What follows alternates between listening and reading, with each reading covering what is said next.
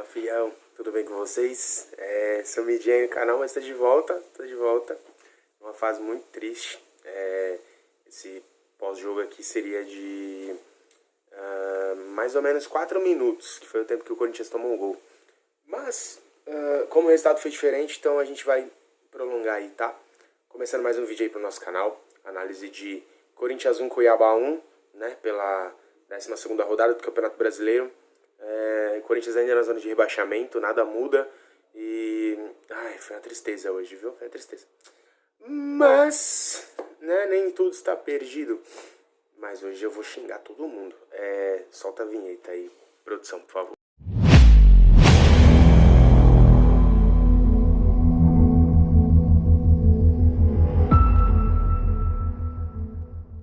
Então, vamos lá. O Corinthians enfrentou o Cuiabá hoje pela 12ª rodada do Campeonato Brasileiro. Jogo na Neoquímica Arena. Acabou há pouco tempo, né? O jogo começou 8 horas. E o Corinthians vem mais ou menos com a base, né? Que vem jogando o Campeonato Brasileiro, Copa do Brasil, enfim. Com uma única mudança na real, né? O time começa com Matheus Donelli, Léo Maná, né? A novidade. Kaká, Caetano e Hugo, né? No meio campo, Ranieri, Bidon, Igor Coronado e Garro, né? Na frente, Wesley e Yuri Alberto. Ou, se você quiser configurar de uma outra forma, você põe o Igor Coronado, o Wesley e Yuri Alberto. O jogo já começa ruim, né? O Cuiabá tocando muito a bola. O Corinthians dando muito espaço, né? Jogadores do Cuiabá tocando no campo de ataque, campo de defesa do Corinthians. E assim, a gente sem marcação, sem pressão, sem apertar, sem nada. E, foi tristeza, né? O Corinthians não tinha dado um chute ao gol, não tinha chegado, não tinha visto a cor do uniforme do Walter. E aí, aos 4 minutos, uma jogada de 2 jogadores ex-Corinthians, né? Cruzamento do Cleison no escanteio. A bola cai na pequena área. E aí o Marlon tenta chutar uma vez, ele erra, o Maná vira de costas.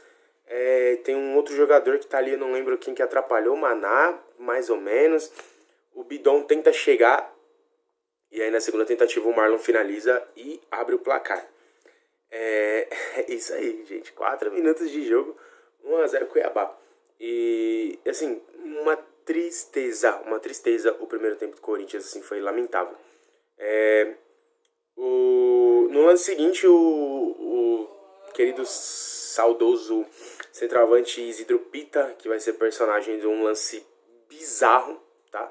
Que o árbitro, que eu não vou citar o nome dele, que eu tenho anotado aqui, foi um palhaço, né? Foi um brincalhão. Bagunçou o jogo, né? E tamo aí, né?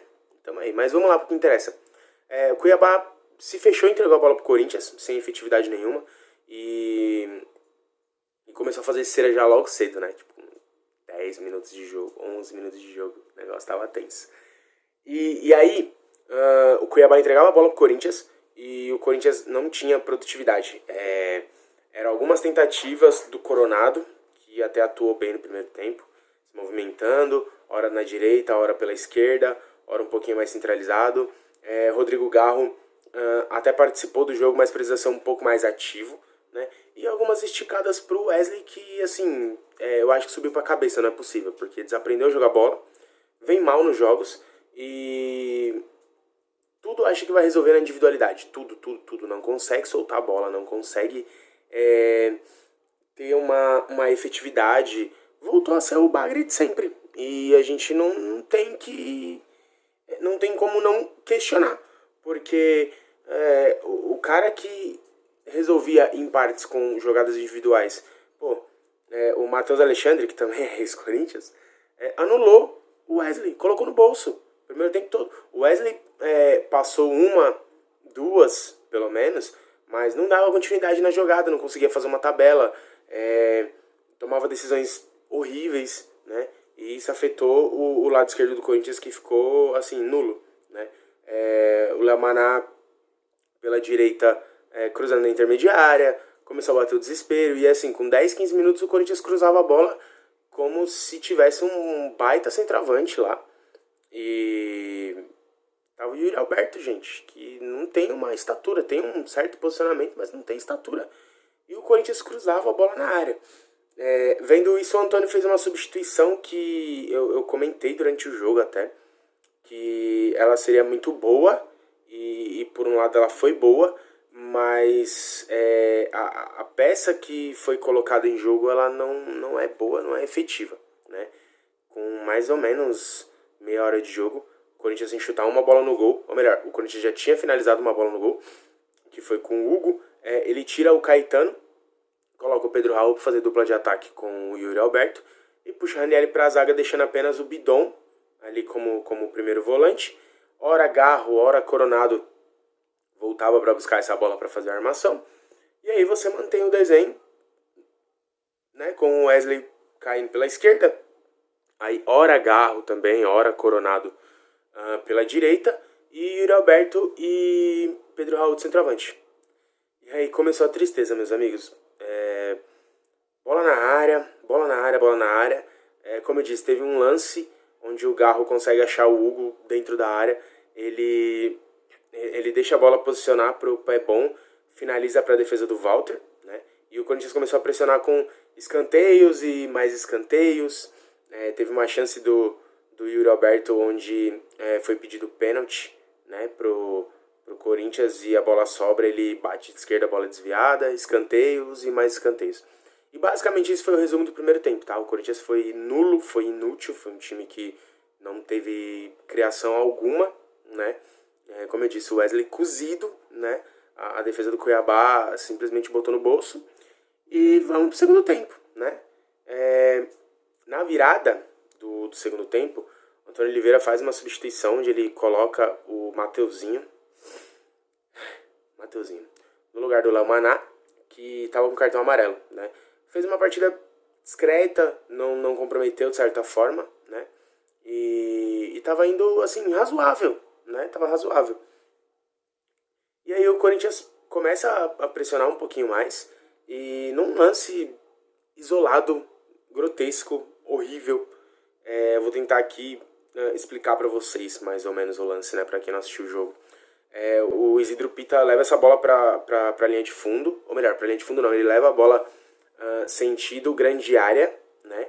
Onde ele tem um enrosco ali com o Kaká tá puxando e tudo mais, e fora do campo, o Pita já estava fora do campo, o Kaká, quando vai fazer o movimento de desarme, ele acerta a mão no rosto do Pita, né? Que fica caído fora de campo, o lance segue, o Kaká estoura a bola, o lance seguiu, e aí a bola sai e o VAR chama, né? O VAR chamou o árbitro. O árbitro analisou o lance 2 minutos, uma imagem de 2 minutos, e ele me dá um pênalti. E o novo protocolo, né, fala que o VAR, a decisão tomada pelo árbitro, ela é exibida para todos presentes no estádio, né, via áudio, que aparece no telão e tudo mais. E o lance aparece no telão, né? Então a torcida os jogadores do Cuiabá fizeram a pressão, a torcida do Corinthians começou a fazer pressão. E aí o árbitro, assim, muito bom, né? Pra não falar nada, pra não falar outra coisa. Ele fala que o Kaká dá o puxão no Pita e considera essa mão no rosto fora do campo como lance temerário. E aí ele dá um cartão amarelo pro Kaká e marca pênalti, né? E aí eu já pensei assim, pô, desandou, né? Desandou e pô, vai azedar, vai ficar ruim pra gente, e é isso, né? O próprio Pita, né, foi pra bola, mais ou menos aos 10 minutos de jogo, e na cobrança, que foi muito mal, aliás, bateu basicamente no meio do gol, Matheus Donelli fez uma baita defesa, né? Pegou o pênalti, e isso deu confiança para ele para fazer outras defesas também.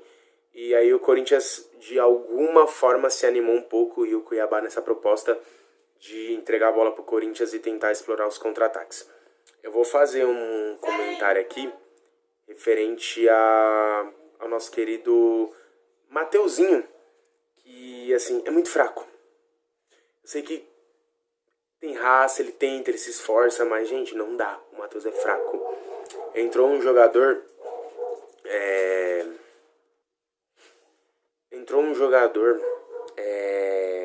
chamado Derek Lacerda, né? Entrou pelo lado esquerdo. Entrou no lugar do Cleison, que já tinha amarelo. E assim, gente... triste demais. O Mateuzinho simplesmente perdeu todas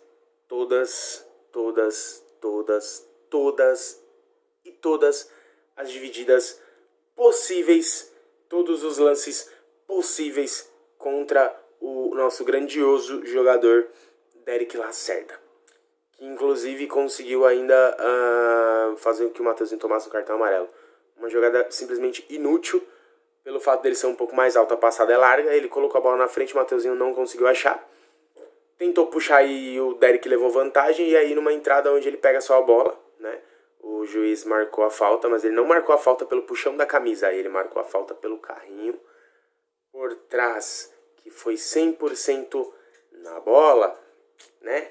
E é isso, seguimos, até aí tudo certo, né? E o Corinthians começa a pressionar, e aí entra o Gustavo Mosquito, né?